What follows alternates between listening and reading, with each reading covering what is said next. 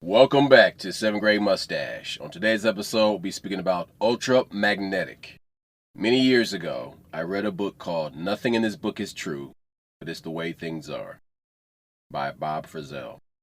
It's about a multi-dimensional history of the Earth and humanity. I was recently reminded of this book because a news story that was published on Christmas Day of this year while nobody was paying attention. The news story was put out by Business Week and detailed the finding of the U.S. Army's Project Stargate that occurred in 1984. It was a remote viewing experiment that the Army conducted. The Army's remote viewers were given an unnamed task. The results of their task involved looking into the year 1 million BC on the planet Mars. There were pyramids that sheltered 8-foot-tall humanoids that were the survivors in the war between God and the angels that fought each other in heaven. The remnants of that civilization are portrayed in the 1996 movie Mission to Mars. This same story is covered in Nothing in This Book is True, yet the book goes even further back. It discussed a 6th-density social memory complex called the Law of One, a system of teaching that covers monotheism, the very same message that Akhenaten taught for 12 years in Egypt. That is the reason why all of the art representing him and his teachings is vastly different from the rest of Egyptian history. It is the teachings of God, direct from a 6th-dimensional culture on Venus 2.6 billion years ago, 1.6 billion years before the events on Mars. That is the point where you plug in the root race creation story. The survivors of Mars left and came to Earth and created Lemuria and then Atlantis. 5 years after reading Nothing in This Book is True, I read a book called The Laws of the Sun. It is a book that was written by a Japanese Buddhist monk that would go deep into meditation and get visions of ancient civilizations on Earth. The visions he wrote about correlated with the origin story of the Martian War survivors. The Laws of the Sun spoke about Atlantis, Lemuria, Mu, and the civilization that existed before all of them. The inhabitants of the first civilization sound very similar to the inhabitants of Mars circa 1 billion years ago. So the problem with all this is we get these stories about ancient civilizations or life on ancient Earth, but we only get fragments, and we don't get the proper context, and we only get pieces of it that confuse us into thinking this is the beginning, or that's the beginning. But the crazy part, when you try to connect the dots, people think you're crazy. I just had a conversation day before yesterday where, where's your timeline? How are you putting this together? I'm like, okay, so you got stories of giants, you got stories of this, you got stories of that on different continents, but you don't see the similarities. You don't understand how they relate to each other. But you just broke it down in the fact that we hear about the war in heaven, but we assume that heaven has nothing to do with science. Heaven has or space or time or anything. Hold it. So we're told heaven's in the sky. What's more sky than another planet, my nigga? Like, what's more sky than that? When you're sitting here telling me that there was a war that took place on Mars, and there's evidence that the humans on this planet came from Mars at some point, because we have that rhythm where our cells rotate a certain way. Our cells rotate the same way as cells from Mars, not from cells from Earth. But that's the whole, So you mean to tell me that you can't put these two together? That these things can't be related to each other? That a fallen angel can't just be somebody coming from another planet? That's all I'm saying, is that you can't relate these stories together. The survivors of Atlantis went to Ghana, Egypt, the Himalayas, and Machu Picchu.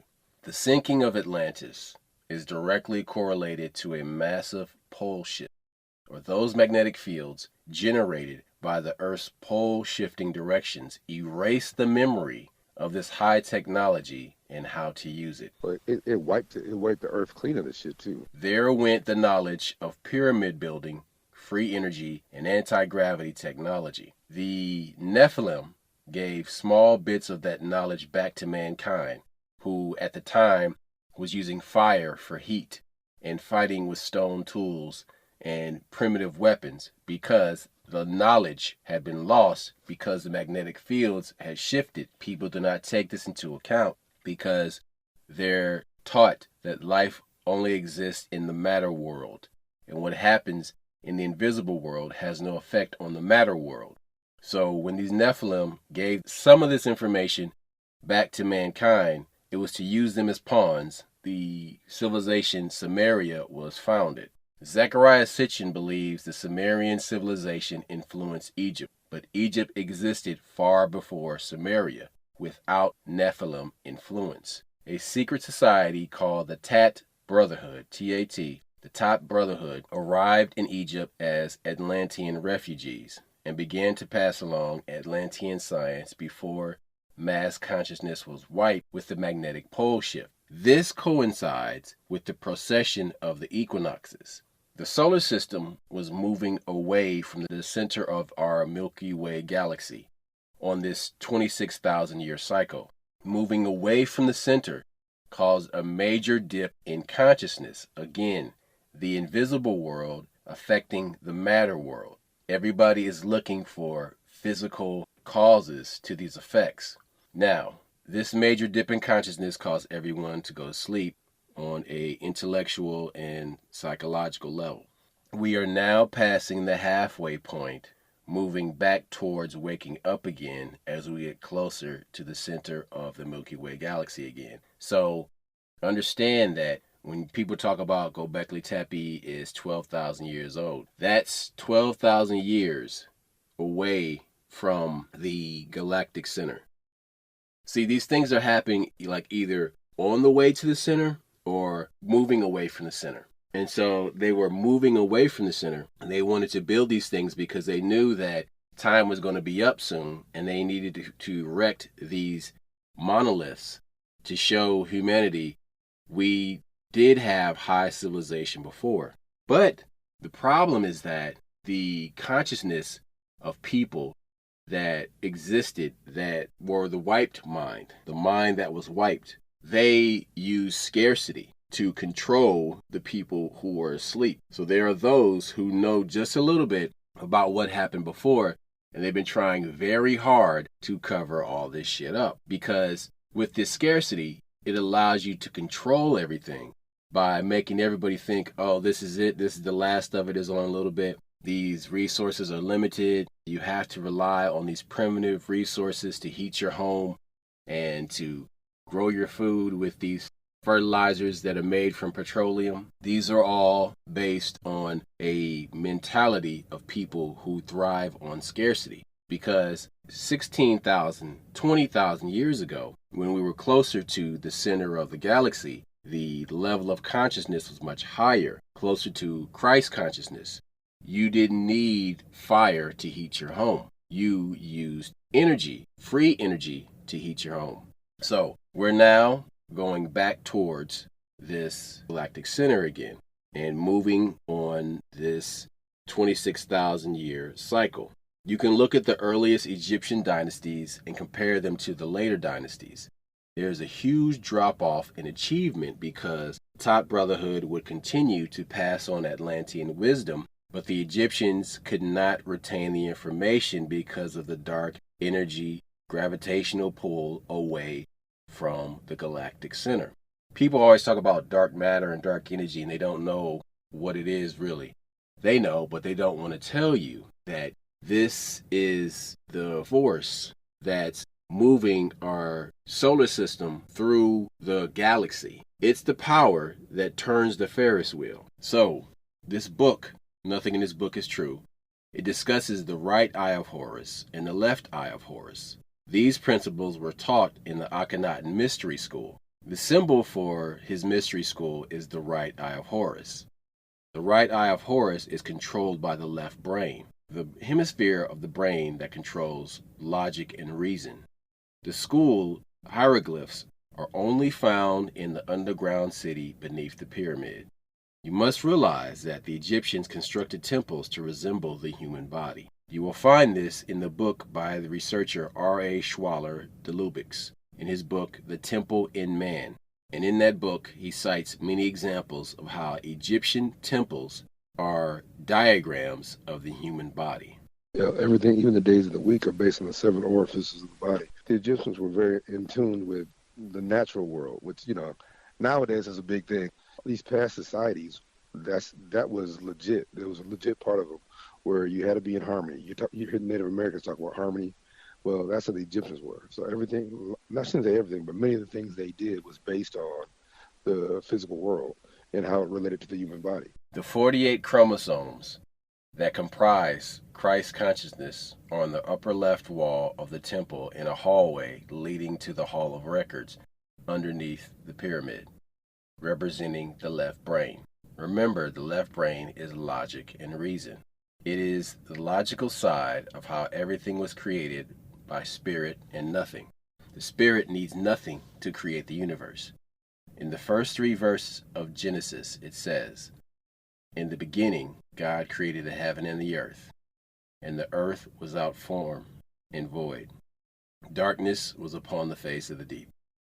The Spirit of God moved upon the face of the waters. God said, 'Let there be light,' and there was light." The Bible left out an important detail that Akhenaten's mystery school taught its students. In order for the Spirit to move in the void, it had to move relative to something. Void is total nothingness. So if the Spirit moved, how would it know that it moved? Now, right now, I'm going to pause, and I want you to go get a piece of paper and a pencil or a pen real quick. The way Akhenaten's school analyzed that movement in the void was by examining 6 directions of movement: up, down, left, right, forward, back. When written as a diagram, you get an X with the vertical line going down the middle. This can be seen to have 3 axes: X, Y, and Z. The depth of the movement projection does not matter. The spirit projected itself in 6 directions. The next step in the diagram is to connect the lines to make a square. So the X on that diagram, draw a straight line across those 2 lines, horizontally to make a square. From that, raise the center point of the square upward to make a pyramid on top of the square. Next, below it, in the opposite direction, form a pyramid on the bottom of the square, in the same way you did on the top of the square. The top and bottom pyramids in the center square have formed an octahedron. This is just a mental image, but at this point, the spirit had an octahedron of movement in its circumference. So, look at that diagram and extrapolate that into a 3D image. Further movement becomes more and more complex. As the circumference grows, the movement moves in these different directions until it resembles what is called the flower of life. This is one of the fingerprints of God. Right now, stop and ponder sacred geometry. It is not just lines on a page. It is the motions of spirit in the void. It is this map that gets out. It is this map that gets you out of 3-dimensional void and into life on earth. There are 12 dimensions and 144 overtones of voids within those dimensions.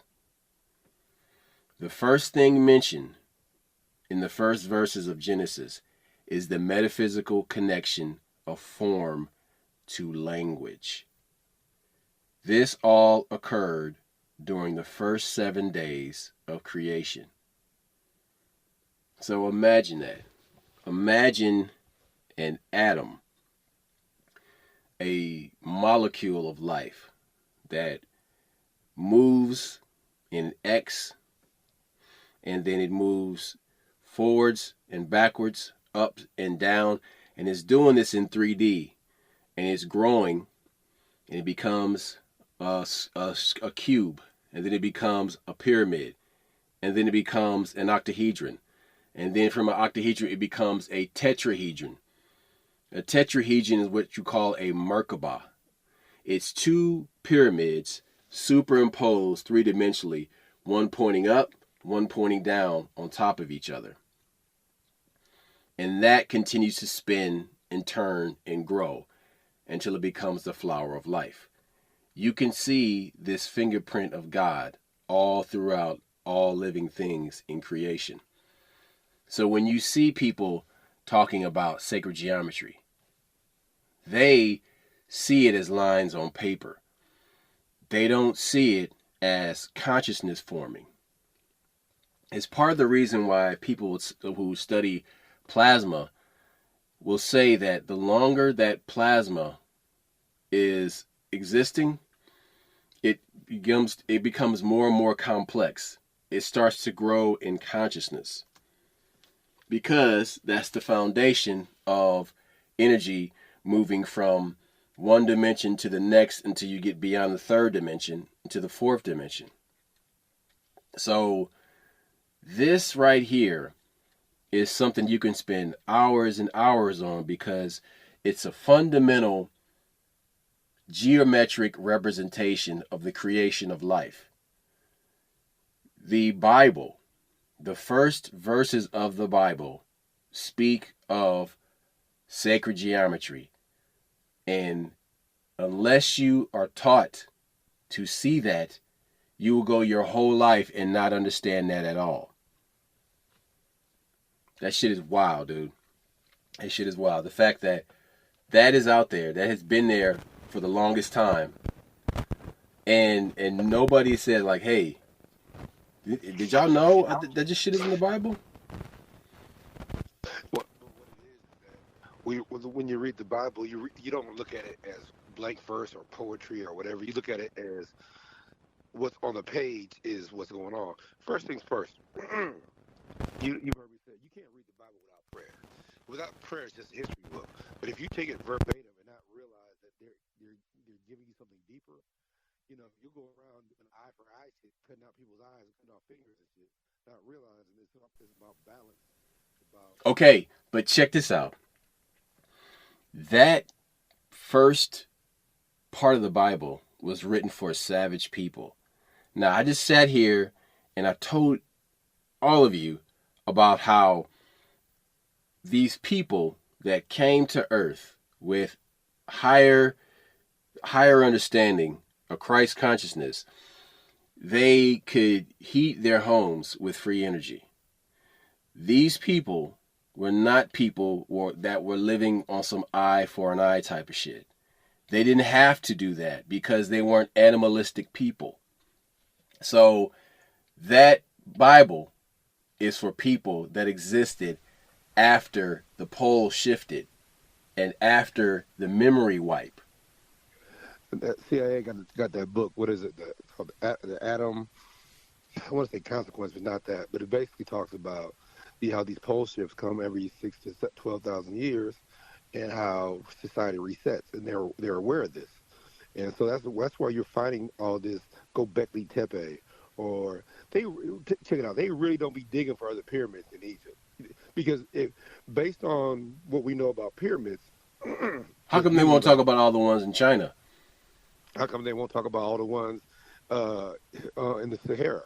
Because there's more pyramids and more obelisks in the Sahara, and south in Kush, ancient Kush, than there is in Egypt. The reason they don't talk about them is because when you start opening them up, they start answering questions that people don't want you to ask. The ones in China are really going crazy right now. All kinds of, I don't want to use the word UFO, but there's all kinds of information on there that China, they just hide the shit. They literally just cover the shit back up when they find it. Like, all right, now I'm cool. We don't even know about this. They find UFO information. Like, nope, we don't need to know about this. The government. But okay, what is connected and they're not telling you is that the airports have been having to repaint their runways. The airports have been repainting their runways because magnetic north has been shifting for the past 5 years. So there was a huge, in 1997, 98, 99, there was a huge construction effort by the airport in Atlanta to buy up a bunch of houses because they had to move the runway. Now, on the surface, that sounds like, well, the Hartsfield is big and it's expanding. Yes, that is true, but they're also compensating for the shift in magnetic north that they saw moving back in the mid to late 1990s. But they had to do that because if you don't, the motherfuckers won't be able to land. It's just that simple. They'll be landing on fucking land that ain't there, and so they'll be crashing. So they had to do this shit. Look, I think one of the biggest things that blows our mind that with the whole Saddam Hussein thing are the stargates that were over there in Kuwait and wherever else. Because we heard all. Where did the stargates go?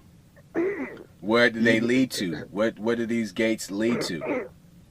Because on the TV show Stargate, they always had a specific destination that they could dial and go to. Yeah, yep.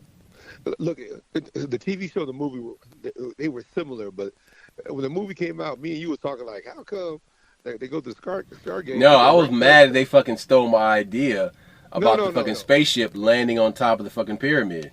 No, we didn't even get that far yet. What I was tripping on was, so Egypt was black, and you got both these white motherfuckers acting, or Arab motherfuckers? Like, nah. Because based on what you're telling me, them Arabs didn't take over to 200 BC. So they should have still been Negroes when y'all went through that Stargate. That's why y'all had it. But here's the thing, though. So they took over when it already had declined. Yes, that's correct. We get that part. But hold it. And then they call the pyramids, the chambers inside the pyramids, the king's chamber and the queen's chamber. And the Egyptians didn't call them neither of those. Well, but that's the whole situation, is that you got people trying to figure out shit that's above them. And when they don't figure it out, they just label it. They use terminology.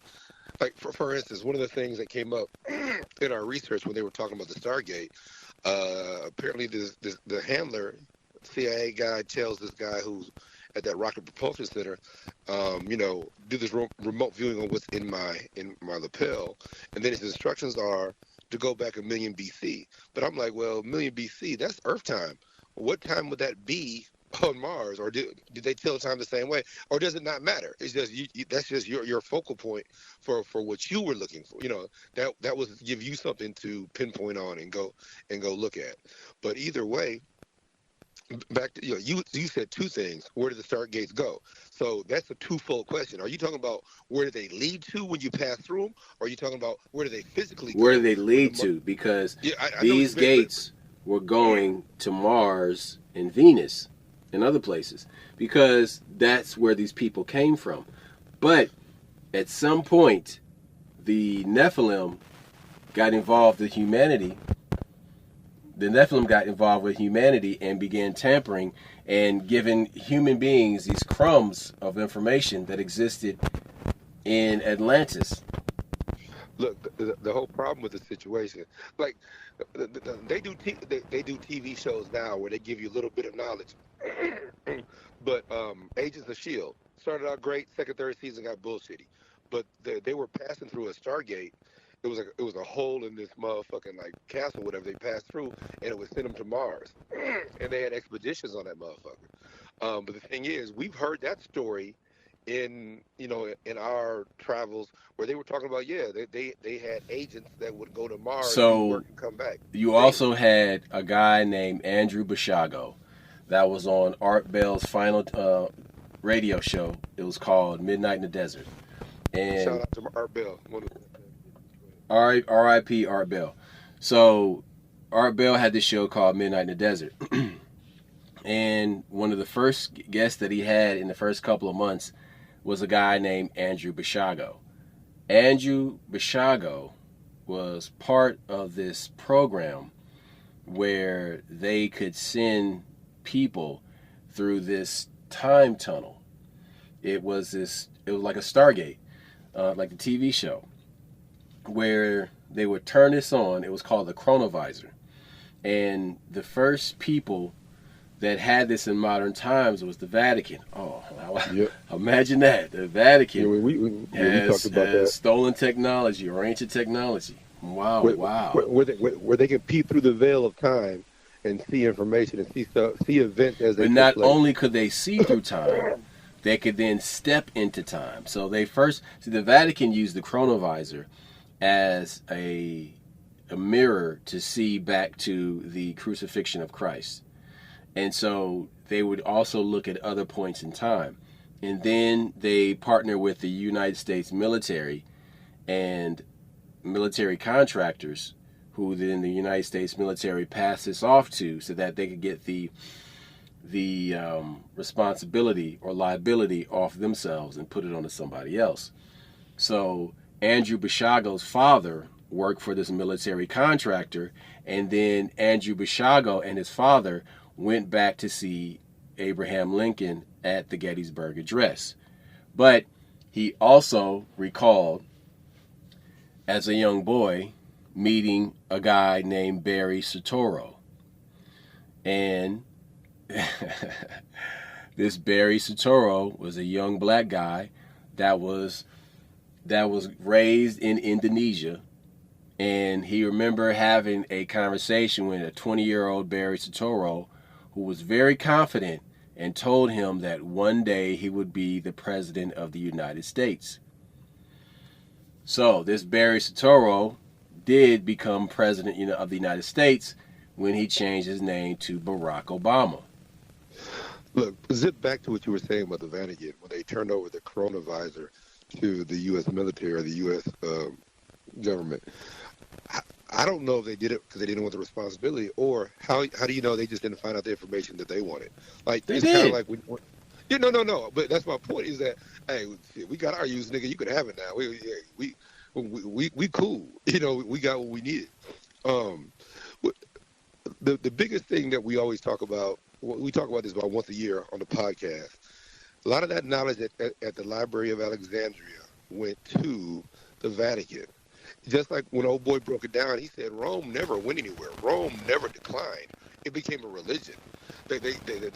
Rome was one of these people that recognized that, hey, the world is changing. Having a country ain't it. But if you change that country into a religion, and you got to remember, Vatican City is its own country inside of Italy. They recognize the writing on the wall. Now, here's where I'm going to say what I got to say. I don't know when they got a hold of chronovisor or no chronovisor as in time. Chrono yeah, as in chrono. Time. Yeah, visor visor as in visual. So what I'm saying is, maybe they used a chronovisor back in the day. That's why they changed up. Like, hey, we don't need to be pushing, gold and doubloons and stabbing people and conquering. Create a religion, and this will carry us into the next, millennia. And that's what they did. And that's why I'm wondering if they didn't see something on that visor that gave them the foresight, like, okay, they probably saw where they were, like, okay, see, we got popes and shit. Because people don't understand, back in the day, there was like 9 different popes. Everybody had a pope. They all had their own individual pope. The shit where it got down to where there's one pope and then there's a dark and gray pope, that shit happened over millennia. But back in the day, so all these, the Pope wasn't that big a deal. You know what I'm saying? So I think that they gathered that information and used it, and we're seeing the fruits of that labor. And I'm sure they got some stargates. I'm sure, like when you hear them talk about. Remember they had that satellite or that the radio telescope, and they named it Lucifer. I'm like, why would the Vatican name Lucifer, like the light bringer, knowledge? I don't like that. But these are the things that we touch on. If somebody got a Stargate and they're going from planet to planet, are they harvesting stuff? Are they bringing back different elements? Are they, and maybe that's the just let's talk about this. Whether we've been to the moon or not, that's a whole nother debate. But maybe the reason we can't go back to the moon is because we don't have that advisor, or we don't have that knowledge anymore because something happened to it. Like, because they'll tell you in a second, oh, yeah, we can't. How do you not be able to go to the moon? How do you misplace that information, my nigga? You know what I'm saying? So I think that's the big. They conveniently give us excuses and we accept it. But if you pause just for 5 seconds and listen to what they're saying, that shit don't add up. There was this TV show that existed around 2010, maybe 2012, and it was called Terra Nova. And Terra Nova was about Earth in the future of about maybe 100 years from now. And humanity had made the conditions for life almost unlivable. And most people lived inside because the air outside was difficult to breathe. Fast forward to this fog that everybody is experiencing all at the same time, from Wisconsin all the way down to Cancun, Mexico, all the way over to Florida, all the way up to New York. That's really odd. Anyway, so in Terra Nova, what they were doing is they had a chronovisor, but they didn't call it that, but they had a chronovisor that they opened a portal back to the year 1 million BC. There's that number again. To 1 million BC Earth. And so they were sending humanity back in time in the far distant future where they couldn't affect the timeline of the rest of humanity. And they were living in the past. And so at some point in the show, they were out and they were doing like, there was like looking for stuff out in the jungle, in the forest. And they came across the hull of this ship. Yeah, like Transformers. A ship from the 1400s. Yeah, a sailing ship, which means that by accident or hook or by crook, people have been traveling to the past before. So, well, here's the other thing. Even when in that remote viewing stuff you sent me, they said the ships that the Martians left their planet looked like ships. They didn't say spaceships. They said ships. So I'm like, are you trying to tell me that they look like boats on our planet? That's okay. When a person doesn't have the right words to explain something, they compare it to something that they know already. Yes, you did what I'm saying. They compare it to something that's familiar to them. Whenever you see these old paintings and they have everything from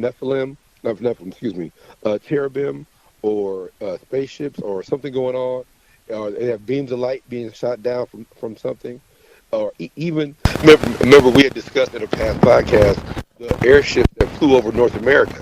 That was a thing in the 1800s. They had airships in the 1400s or 1600s, whatever, and that's how airships over Omaha. Yeah, that's how they described them, as ships, because that's now. I don't know how you would describe an airplane or whatever, or even how about this? I've discussed some of the things I've seen in the sky with my travels, but one of the times where I'm like, if somebody wanted to cloak a spaceship, they would cloak it with something that's familiar to us, even though they may not understand the concept. I told you one night, me and my wife were pulling through my alley to the back of my duplex at the time, and we saw a Harrier jump jet that was flying low. There's no way in the fucking world a Harrier jump jet would be in a neighborhood like that. So when I try to say, like, hey, man, that might have been a UFO, people, I don't even like sharing shit because people, are you crazy? I'm like, okay, if a motherfucker wants... Describe how a Harrier jump jet can maneuver. It can take off vertically. Yeah, it literally can do the channel is thrust down and go straight up and hover. It's Destro's airplane from G.I. Joe. Exactly. Remember how the airplane would just turn its wings with the jets going down? Look, so I see a jet hovering over my backyard. Then it goes down the alley and over us, and it's not big enough to be here. Here's the other part that made me a Harrier jump jet. Because of your dad, we saw shit like that. We went to air shows, yada yada yada. But it's much bigger than you think. So when you see one and it's that low, I'm like, that's not the right size. It should be much bigger than that. So just imagine if aliens were trying to imitate some stuff that we got, they would make mistakes. You know what I'm saying? Well, if all this time, like whenever you heard these Romans and these people talk chariots in the sky, and they were talking about spacecraft, how do you know the aliens didn't know what the fuck a chariot was? So they like, shit, they really disguised their spaceship as a chariot in the sky. Who's to say that there wasn't a horse and a thing behind it? Because they made a mistake. You know what I'm saying? They see that's how we travel back then. So they're like, oh, that's how we travel. It was an incompetent individual. They were probably very smart, but I'm saying, so the idea. So sometimes when you see a plane in the wrong airspace, pay attention, people. Sometimes if you see, okay, so this whole, I'm gonna give a prime example. This whole weather balloon scandal. They're like, hey, it was a weather balloon, and everybody's like, yeah, that's stupid. It don't make sense. What if the aliens made their ship look like a weather balloon because that's what? So they meeting with the U.S. government. They're like, hey, well, how should we make our ships look? They probably gave them a choice. Hey, airplane, hot air balloon, weather balloon. They probably gave them a choice of 5 things that they should use, but they use it because they don't know where they go. They use it in the wrong context. It's just like somebody learning a language. Sometimes you use words out of context. People use, I guess, aircraft out of context. All I'm telling you is, when I saw that airplane, it did not belong there. And my wife saw it too. I'm like, hey, bro, that's a hairy jet. Yeah, I know exactly what the hell that is. And when you see that and it's in the wrong place, that should tell you something's up. Look, I'm gonna give an example. We talk about Nephilim all the time. Them ruins, I think they're Inca or Maya ruins. That's what they tell us. They're at the top of that mountain, and they're all these giant stones, and they're all interlocked together. And some of them weigh 30, 40 tons and all that bullshit. So 2 things right there that should tell you. If the Nephilim existed, they were super strong. That's why they were able to move and cut those things. It was they had technology. I get they had levitation, but come on, they would cut them stones and put them together. Okay, but see, you keep saying Nephilim. What I'm telling you is that these things were done without the participation of Nephilim. Oh, hold it. I wasn't referring to that part. Yeah, I'm agreeing, but I'm referring to something different. The fact that there is a whole city on top of one of the highest mountains out there means that technology came from Atlantis. Machu Picchu was built by Atlantean knowledge and technology. Hey, slow down. I'm not saying that you're wrong or right. I'm just hearing me out. What I'm saying is, if you was trying to avoid a flood, wouldn't it be a good idea to build a city on top of a mountain? That's all I was getting at. Right. So it's going to take a whole lot of water to get way up there. That's where I was going with it. All I'm saying, we know some of the Nephilim survived. We know that Atlantean technology survived. We know that Atlantis was at war with another. All that shit is, when you do your reading, you can find it. The only point I was trying to make is, why else would they build a city that fucking high up in the air? But the problem is that people won't connect those dots because they're worried about being mocked. Thank you. So that's where we're going with this, bro. It's like you read a story over here, but you leave it over there. You read a story over here and you leave it over there. But if you put those 2 stories together, and then you bring another story, then all of a sudden it's like, oh shit, this is a worldwide civilization, worldwide technology. This was a worldwide event, and even now to this day, they find stuff from you under the water, like that ship in Japan. They find there's a whole road and city, and then they try to tell you, oh, it's from the currents. Nigga, nature does not like 90-degree angles. That whole fucking underwater structure is a bunch of 90-degree angles, bro. So that's all I was simply saying is that literally there's evidence of the stuff that we read in the Bible. People just don't see it as evidence. When you see that there's a whole freaking city up there, even with the whole Ethiopians, they got those monks up there. Why do you suppose it was up? Maybe that was a remnants from the flood. Like, okay, we need to be up in a mountain, yada yada yada. We got to do this. And you see them that they send goats up there, they send food up there, but they live their whole lives up there. A lot of this is flood residue, if you want to say that. A lot of these things are left over from the flood, is what I was saying. I'm not saying you're wrong on who built it. I was just stating the fact that building a city on top of a mountain, you knew that water was coming, is what I'm saying, cuz. So what I want to draw attention to right now is that there are 2 different types of knowledge and technology that are being used for the different types of civilizations you see around the world. So you look at Machu Picchu, you look at the Egyptians, and you look at the Himalayan. So basically, the society in the Himalayas didn't build anything. They kept everything simple because they took that part of the Atlantean culture that focuses on growing inward and not outward. Nothing material. They were not focused on anything material, and all their growth was from the inside. Now, but what they talk about is how they come from an Aryan culture. Now, when people think of Aryans, they're thinking of white people, not in the way that you would think they would be. Yeah, so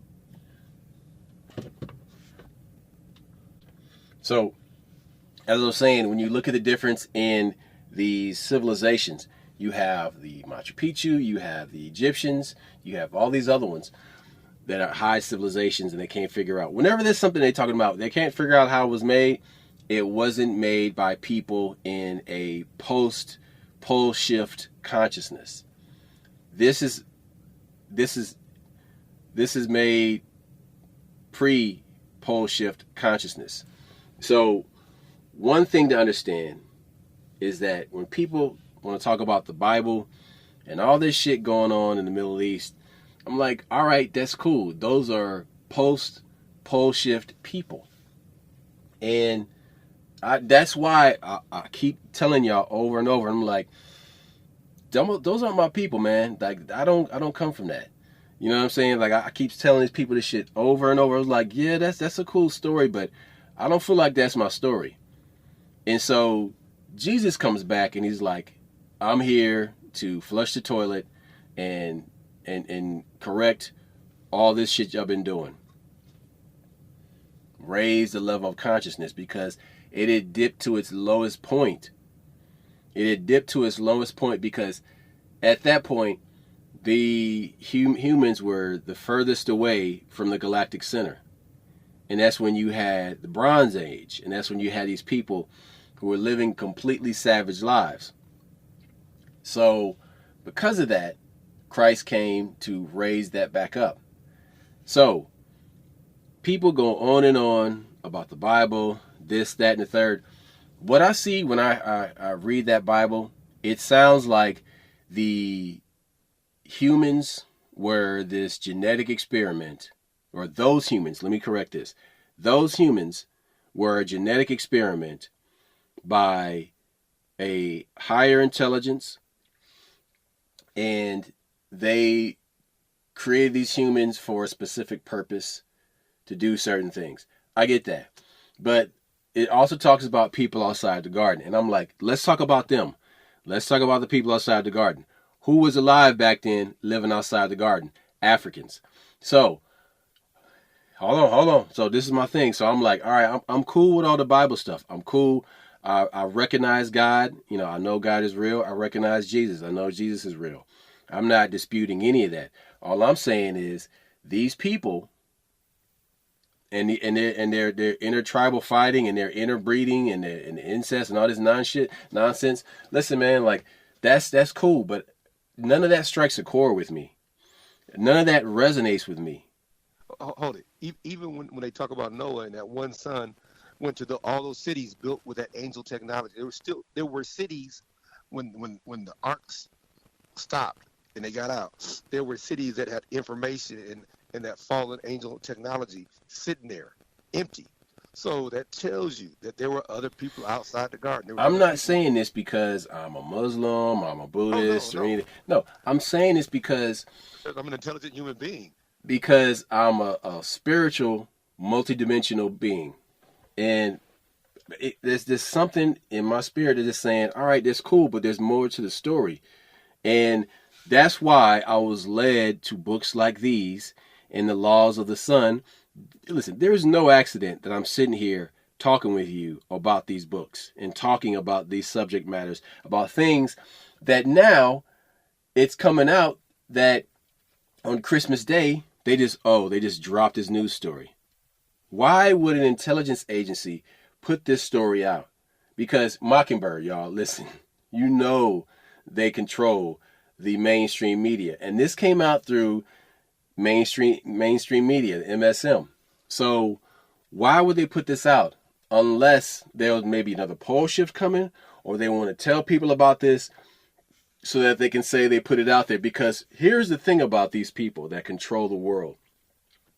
You got to understand, they do recognize karma, and they are obligated to tell us what they're doing or give us a sliver of a chance before they steamroll everything that they're doing. Because you have different groups and different forces at work interfighting with each other. Sometimes those messages are for their people. You dig what I'm saying? Like, you know, we go to church together, but I don't see you, or you might have moved to a different church, but I want to make sure that you know about this. So those messages ain't for me and you. They ain't for the normal people. They're for the people that, yeah, we might have fell out of favor with each other, but I still love your old satanic ass. Hey, I put a message out. Check this out. The other thing that I was going to throw out there when you was talking about the Bible, I think the Bible's like baby food. You understand what I'm saying? That's exactly right, man. You put that so well. That's when they took all this arcane, deep stuff, and they took the steak and they just sliced it up into tiny little pieces. They cut it up for you, and maybe your mama might have chewed it a little bit for you and gave it to you. And that's the problem. I don't want to use the word problem. That's the issue with the Bible. Some of that stuff is a dumbed down version. And we focus on the stories that, like, you know, Davy and Goliath. Remember when we was kids, we watched that show? You would focus on Goliath. You would focus on those stories. But there was other stories in the Bible that say a lot of other strange shit. Right. And so that's why Akhenaten showed up at the time that he did. Akhenaten showed up before Jesus did. He brought Christ consciousness before Jesus did. And so his whole mission was to help these people who were falling back asleep, to wake them up. Exactly. But what happened? They murdered him and his queen Nefertiti. And lost his penis. Osiris and all them cats. But I just what I'm saying is I think that the shit. Well, hold on. It was so crazy you brought up Osiris. The Tat Brotherhood does not believe Osiris lived in Egypt. Osiris is from Atlantis. That story was taught in Atlantis. We know Thoth, the Atlantean. In the books of Thoth, this is where you learn this stuff. Yes. Here's what I'm trying to say, that these stories were dumbed down a little bit for people. And I think that's why that whole sacred geometry and all this hidden knowledge and all these secrets, they got like the code key. You know what I'm saying?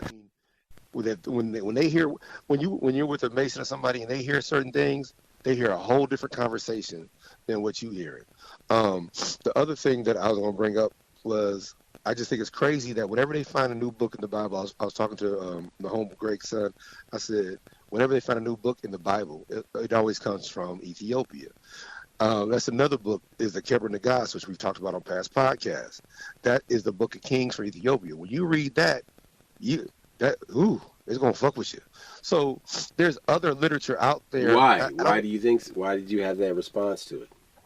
Because so much of the stuff me and you had talked about, a lot of the stories we thought were Arab stories that came from the Middle East did not come from the Middle East. They came from Ethiopia. Second, I was explaining to somebody that there is a book in the Bible called The Temptation of Solomon. It talks about King Solomon. King Solomon, it says a lot of blasphemous stuff, and even calls out Jesus before he's born. You know, the stuff that you find in Ethiopia is some real pure Christian stuff that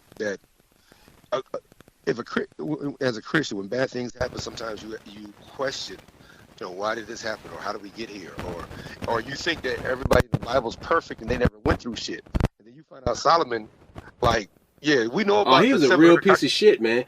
He killed his homeboy, the general, and took his wife. But he had a bunch of wives already, though. But listen. But here's the thing. He sent that nigga to war. I'm sorry. This is what I'm saying though. Everybody acts like Solomon was such a great motherfucker. No, what it was is he had crumbs of Atlantean wisdom, and nobody else had this shit. And that's why everybody's like, oh, the motherfucker wasn't born like that. He got that shit from somebody. They tell you when he built the temple, he did not physically build the temple. They talk about him using spirits and giants and all these other things. But listen. What happens? I'm gonna go there, man. Jewish people, they steal shit from other cultures. So much. They steal so much shit from black people and repackage it as the shit is their own. They tried that shit with jazz so many times. They want to control hip hop so bad. That's some listen. That's a King Solomon move right there. You talking about so much deep shit. I got to throw some shit out there. First things first.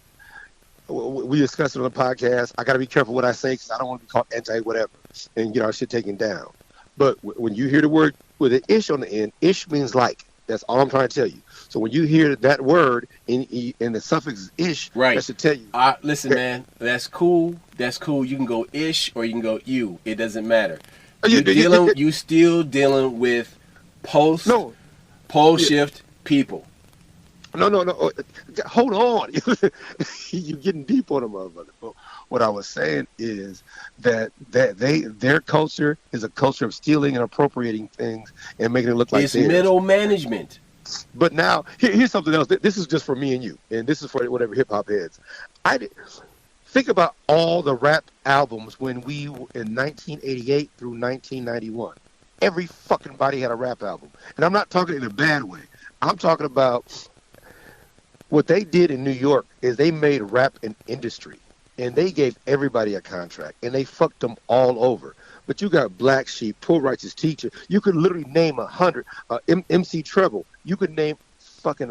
And I didn't get what was going on until there was an interview with. Have you heard the Raekwon interview on GRE recently? No, I have not. So pause. Because that sounds deep too. But who's the one fighting with her husband, Papoose? What's her name? I can't think of her name right now. What she had said when she was 17, Def Jam brought a semi to her high school, and she said it opened up the back part of the truck, opened into a stage. It just like transformed, and they had a talent show. And I remember when we grew up, everybody talked about being in talent shows. Literally, New York was just an industry for the music. Was just part of the music industry, and they use it as a factory. If you had anything, they signed you all up and down the East Coast. And I'm not dissing West Coast. I'm not going there. That's not what I'm saying. But you know what that was? That's the dazzling technique. Yeah, well, hold it. That's true. But what I'm saying is they were signing everybody. Literally, you Big Daddy Kane's and the Cold Crush, the Juice Crews, and that's what I'm like, God, that was like going to a factory. Like if me and you wanted to get a job at a factory and we was making boxes, we've done that before, but that was done to exploit a resource. Yes, yeah. They God damn, you're right. Those people were a resource, and they did that shit. And like I said, my homeboy just told you, my brother just told you that they try to take jazz, they try to take hip hop, they try to look. The Beastie Boys was out there, from the beginning. But what I'm saying, they literally had everybody signed to a contract, screwing people over. That's some Faustian shit. That ain't just, that's straight. Hold on a second. Were they there from the beginning, or were they placed there? Because whenever I see them, they always seem like they've been placed there. I can't call it. I just remember. I've always had a side eye. You and your brother had that album back then. You and your brother turned me on to them because I kind of didn't dig them. I just knew Fight for Your Right, but he was like, "Nah, License to Ill is dope." And you and your brother were always ahead of your time when it came to that kind of stuff. You big bro. So were they Listen, man, they were placed there. Let's just keep it real. They were placed there. I can't say they were awful though, but they weren't the best rappers out there. You know what I'm saying? That's a whole other conversation. The bottom line is, it definitely had no depth to them. It was all party music. Yeah, they got better later on. I love Sabotage, even to this day. Sabotage, dope song. Don't, fuck it. But what I'm saying is that these behaviors have been going on for thousands, if not. But also understand, they're not white. They're Jewish kids. I just said that without saying it because I don't want. Y'all don't know how hard it is. I said it, motherfucker. I said it. Okay. Continue. Continue. No. My issue is you don't know how hard it is for us to get this information out, and then you get disappointed when they pull your show over some bullshit. And we're sitting here giving y'all truth. And anything we talk about, we try to tell you where the sources are so you can look it up. But the bottom line is this: if they got an ish on the end of their name, you got to be careful because they love to acquire shit. They love to acquire knowledge. And when over in Israel, they talk about Talmudic law and all the Talmud.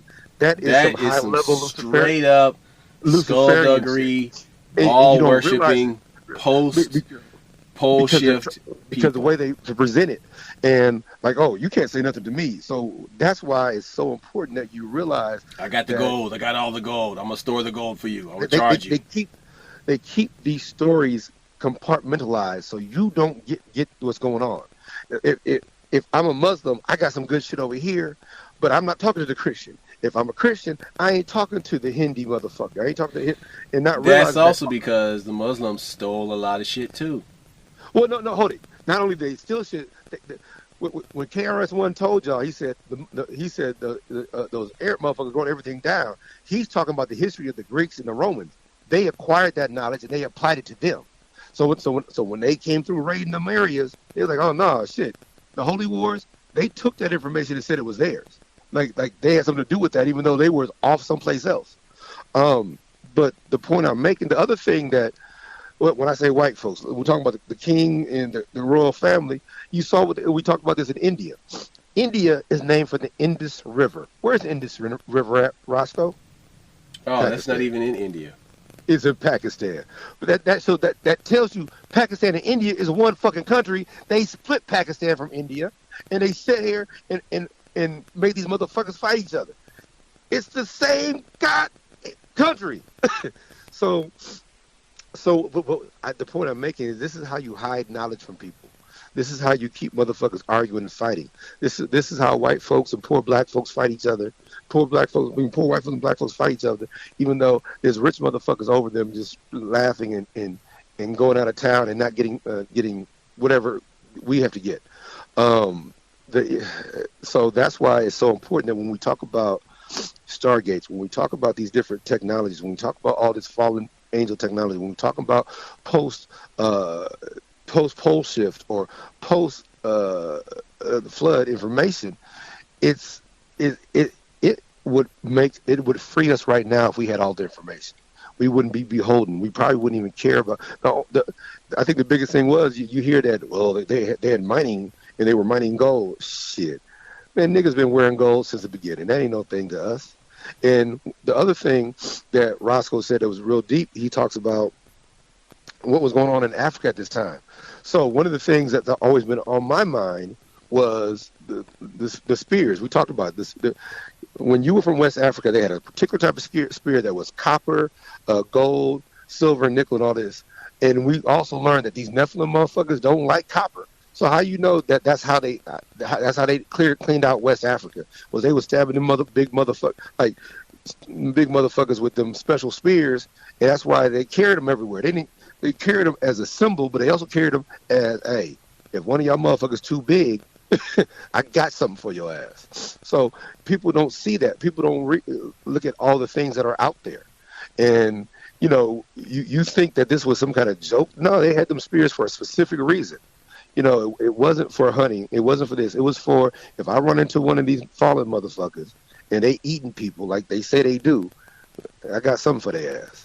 And that our people have been warriors from day one. Our people have been warriors, and I think that we've watered down everything, and we're so big on.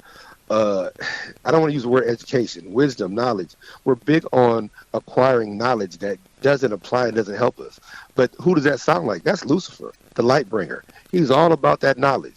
But Christ is about truth. And that's why this truth is so important that they censor you so you don't say the truth. Because if you say the truth too much, people will change their behaviors and not fall for all this okie doke. Dude, what's crazy about all this is that nobody can really see it. Everybody keeps falling asleep. Nobody will connect the dots because all this information. Okay, so because it's good that people do not get their news from 4 sources or 4 channels anymore, and that's good. But what it also means that everybody is not seeing the same news. And damn, come with it. So they're not getting the same news. That's deep. That's exactly right. So then, when they're not getting the same news, then the establishment has to fight harder to smokescreen and gaslight and put a wet blanket on everything. So what they do is they get these contractors, these smaller news organizations, and they call them debunkers.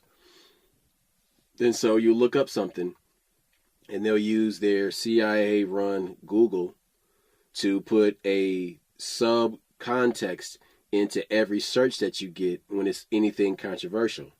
So when you look it up controversial, it comes up as a trigger word in their search engine, and they give you a disclaimer. And I'm like, well, hold on a second. Why are you putting this on there? Why do you feel like you have to tell me, in this reality, this is not considered kosher? This is not considered the right way to do things. This is considered something that's controversial. Or maybe it's just a truth and you can't handle the truth. Maybe it's a truth that you don't want me to have because you don't want me to change my behavior. You don't want me to start listening to somebody else. Medical industry. These motherfuckers be blocking all kinds of videos. You know what I'm saying?